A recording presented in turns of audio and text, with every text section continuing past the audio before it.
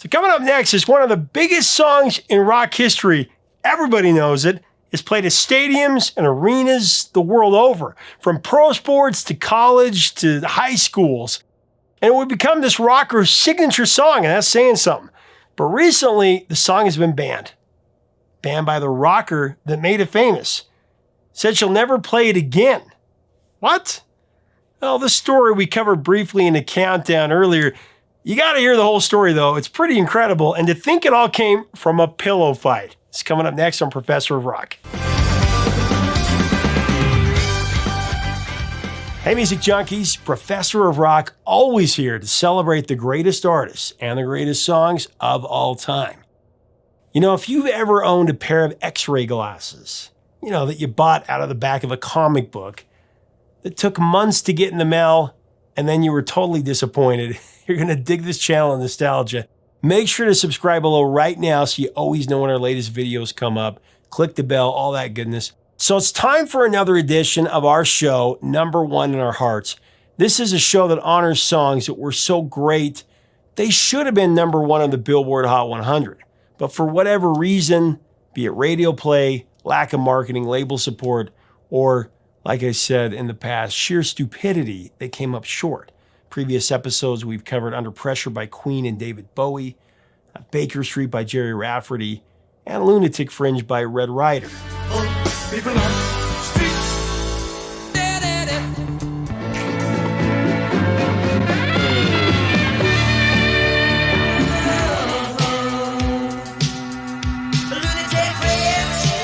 Today, we're going to tell the story of the top 10 rock smash, Hit Me With Your Best Shot.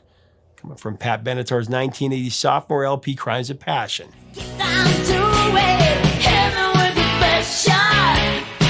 Pat Benatar was actually born Patricia Andrzejewski on January 10, 1953 in Brooklyn, New York. She grew up on the wrong side of the tracks in Lindenhurst on Long Island, New York. Something that definitely influenced her image later on as a recording artist. Pat's mother was actually a former opera singer and took the opportunity to train Pat in the art of opera singing growing up. Definitely tell. However, by the time she was a teen, Pat Benatar discovered rock and roll. She became a fan of bands like Led Zeppelin, and she started to drift away from her operatic upbringing. Pat soon turned her attention to bands like the Beatles and the Stones and Motown and R&B. At age 19, Pat married her high school boyfriend, Dennis Benatar. After he was drafted into the Army, the couple relocated to Virginia, where Pat worked any music-related job that she could find. This included a gig as a singing waitress in a Roaring Twenties restaurant. She sang everything from cabaret and R&B to contemporary songs, and everywhere from nightclubs to hotel lounges. She also went from being a secretary to selling out arenas. She definitely paid her dues. In 1975, the couple moved back to New York, but their marriage was failing. Pat soon filed for divorce, but she kept the last name Benatar for her professional persona. On her own, she took whatever singing job she could just to pay the bills. Pat got her big break in 1977 at a Manhattan club called Catch a Rising Star. There on open mic nights, Pat took the stage around 3 a.m.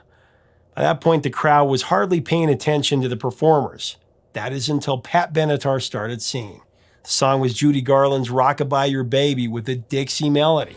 Your baby with a Dixie, said Pat Benatar about it. Everybody just went crazy. I didn't do anything spectacular. It was just one of those magical things. But afterwards, club owner Rick Newman approached Pat about performing at the club on a regular basis. And soon after that, he became Pat Benatar's first manager.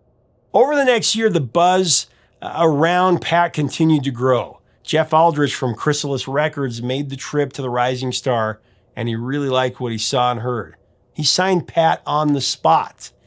In no time, Pat Benatar was in LA recording with producer Mike Chapman.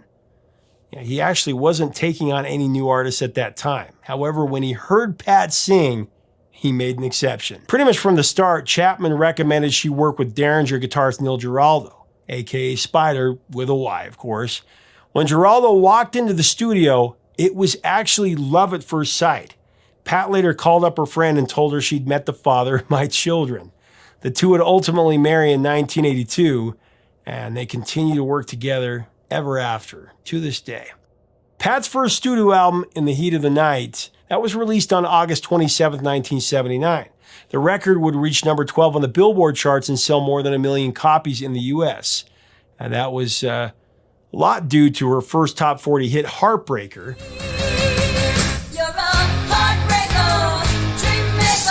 Now, at Chrysalis, everyone realized that Benatar was a rock star in the making. Her opera training gave her voice the stamina to take on the biggest rock numbers. On stage, Pat Benatar was a firecracker. Dressed in leotards, spandex tights, and high heels, she kicked and punched her way through her shows.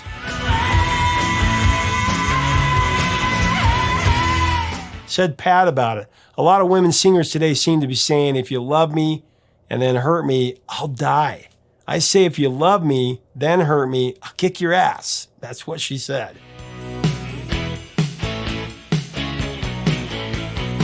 Pat's onstage persona, it drove audiences wild, especially the guys, which Chrysalis was quick to pick up on. From the get-go, they pushed the sexy rocker with a kick-butt persona, raking in millions of records sold in the process. However, as Pat's first album climbed the charts, she rebelled. She got rid of the tights.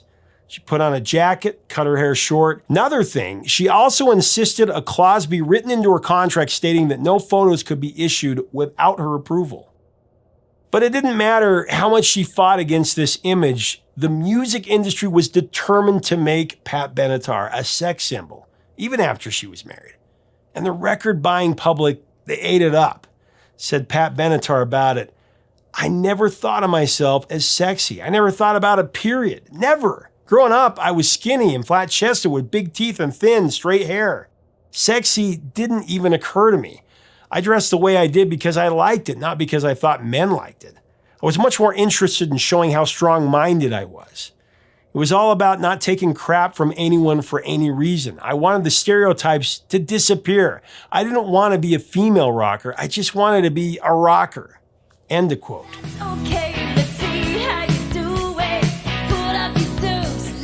Another point of contention between Benatar and her label was her insistence that she wasn't a one-woman show.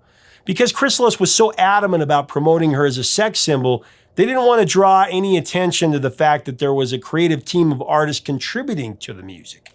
But for Pat Benatar, it was never just about her. For Crimes of Passion, the rest of the band included Scott St. Clair Sheets on guitar, Roger Capps on bass and backing vocals, Myron Grombacher on drums, and of course Benatar's soon-to-be husband, Neil Spider Giraldo, on lead and rhythm guitars, keyboards, and also on backing vocals. Crimes of Passion was produced by Keith Olsen.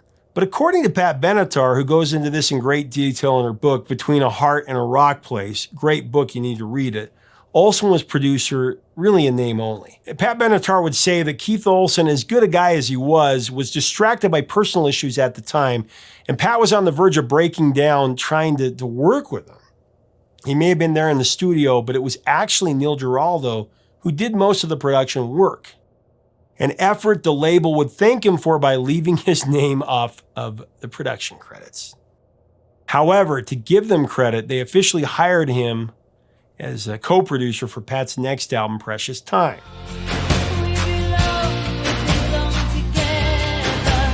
Crimes of Passion was a commercial and critical hit. It went gold in less than 2 weeks, and it tallied more than 4 million sales in the U.S. Incredible. The LP reached number 2 on the charts, and it delivered Pat Benatar the first of 4 consecutive Grammys for Best Female Rock Vocal Performance. Crimes of Passion, often considered the best album of her career, helped solidify her as one of the foremost rockers of the 80s and one of the most iconic artists of that time as well, female or male.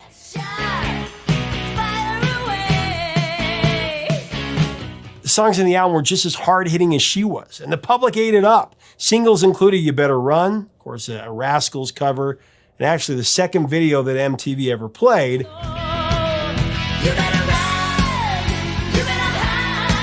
Also, there was Treat Me Right, and today's featured song, Hit Me With Your Best Shot.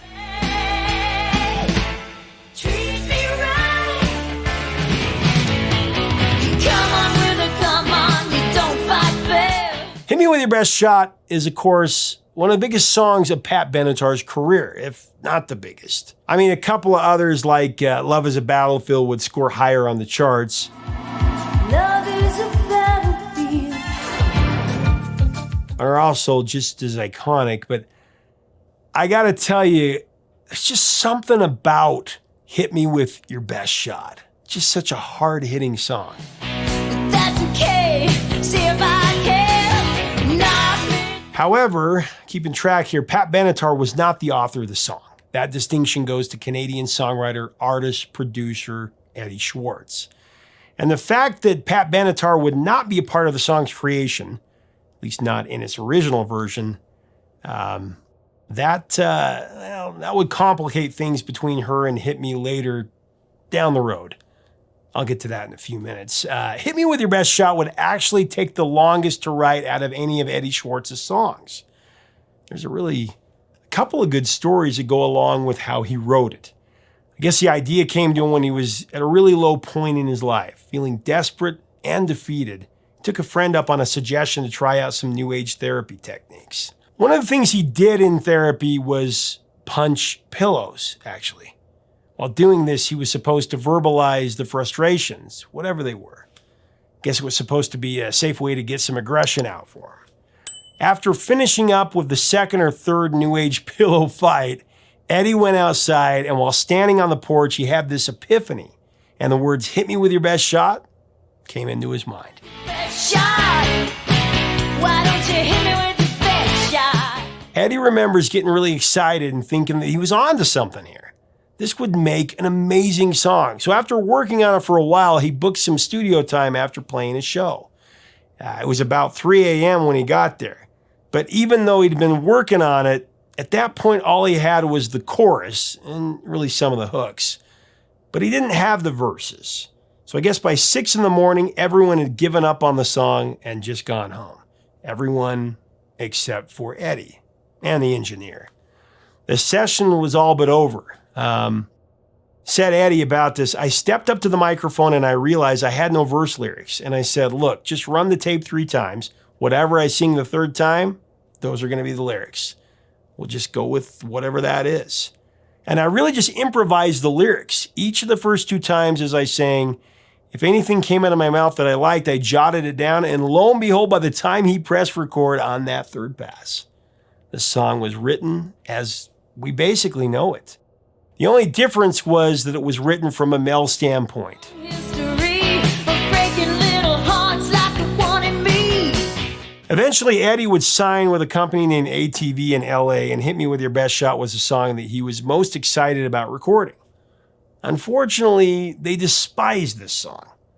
It took months for Eddie to convince them to demo the song, and they finally did. But they hated the end product so much that they actually erased the master recordings of this song. Deleted, gone. Completely dejected, Eddie, he bought a plane ticket to fly back home to Toronto. However, before he left, one of the engineers handed him a cassette and said, they told me you erased the song. And I had to, because they're one of my biggest clients, but I made one cassette. I made one copy of this song because I knew how much you loved the song. So here it is. They gave it to him. Eventually, this nearly erased song made its way to Chrysalis and into Pat Benatar's hands. As the story goes here, Pat was in a meeting when she heard the song playing through the wall. Publisher Marv Goodman, who was listening to the song over and over, Pat heard it. She got really excited and she wanted to record it. Said Pat about it, "Back then, we looked to outside writers to provide the hits. It was my job to sift through the box loads of song demos submitted by songwriters." I guess in this case, she did have one less demo tape to sift through because she heard it. Now, lyrically, some have called this song sexually suggestive. And at the time of its release, there was also, commentary from newspapers about the song being sexist and advocating violence against women. This is one thing that really perplexed Eddie Schwartz, the writer, especially since he originally wrote it from a man's standpoint. Plus, anyone who's paid any attention to the context of the song knows that any punches thrown are purely metaphorical, really. Let's get down to it. Hit me with your best shot. As for the meaning, Eddie Schwartz, who wrote it, he knows. He dismissed the idea the song was about sex. Rather, he said, I sort of think the song is laden with sexual innuendo, but I think at the core of the song, it's a song about self-confidence. It's a song saying, no matter what you throw at me, I can handle it. I can play in your league. That's always been my feeling about it. Why don't you hit me with your best shot?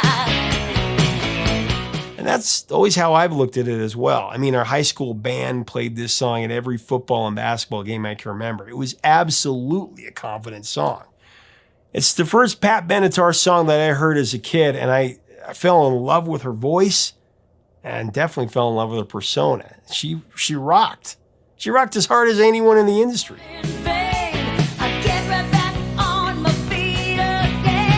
Hit Me With Your Best Shot was released as the second single from Crimes of Passion. It reached number 9 on the Hot 100. It went to number 7 on the Cashbox chart. It was actually Pat's first top 10 hit. Certainly not her last. Internationally, Hit Me With Your Best Shot went to number 33 in Australia and also went to number 10 in Canada.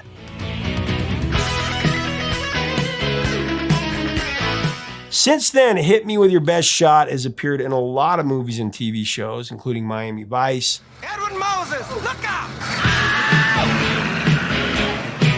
Doogie Howser, MD, Shrek Forever After, ER, King of the Hill, 90210, Regular Show, It's Always Sunny in Philadelphia, The Vampire Diaries, Community, Family Guy.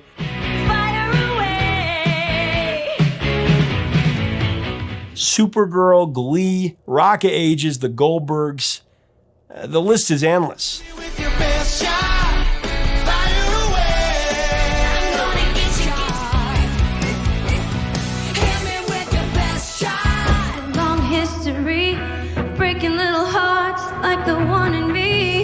Hit Me With Your Best Shot has also been covered by Kelly Clarkson,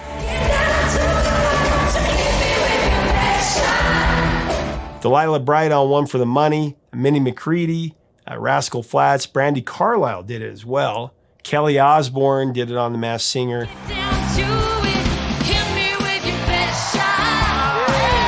And Martina McBride has teamed up with Pat Benatar to sing it as well.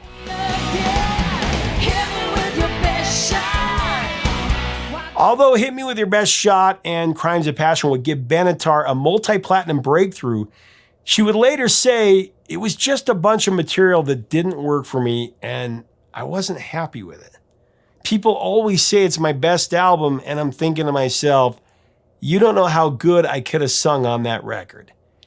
Even though Pat knew how pivotal it was to her career, budding career, she would quickly outgrow the song and would joke about how much she hated singing it. There's that, and it's not exactly easy to sing You're a Real Tough Cookie with a straight face. I'll give her that. Ultimately, Pat Benatar wanted to have a bigger say in the songwriting of her music. She grew to be very meticulous about lyrics because she was the one that had to sing them. I get that. You're a real tough cookie with a long history. Well, and finally, just last year to be exact, Pat Benatar retired Hit Me With Your Best Shot for good from her live sets. And though she may have been sick of singing it anyway, the primary reason for cutting the track was to make a social statement. Pat Benatar deemed the lyrics to be in poor taste, considering the rise of mass shootings in the U.S., that's what she said. Said Pat about it, we have what we call the Holy 14, songs that if we don't play them, you'll give us a hard time. And we're not doing Hit Me With Your Best Shot, and fans are having a heart attack. And I'm like, I'm sorry. In deference to the victims of the families of these mass shootings, I'm not singing it. I tell them, if you want to hear the song, go home and listen to it.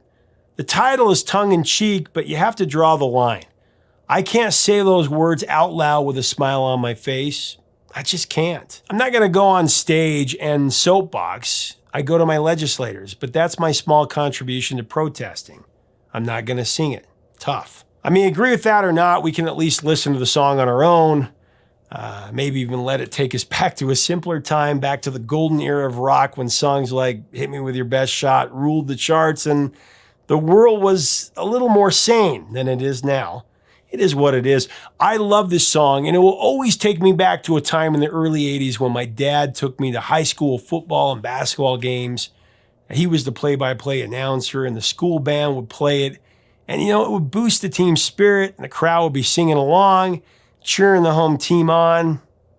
Like I said, simpler times. Thanks so much for watching. Leave us a comment about Pat Benatar and hit me with your best shot. What do you remember about the song? What do you think about her not performing it anymore? What do you think about how it came together in the New Age pillow fight? It's pretty awesome. If you dig our content, make sure to subscribe below so you never miss out on our videos. We'd love to have you as part of this community. Till next time, 3 chords and the truth, my friends.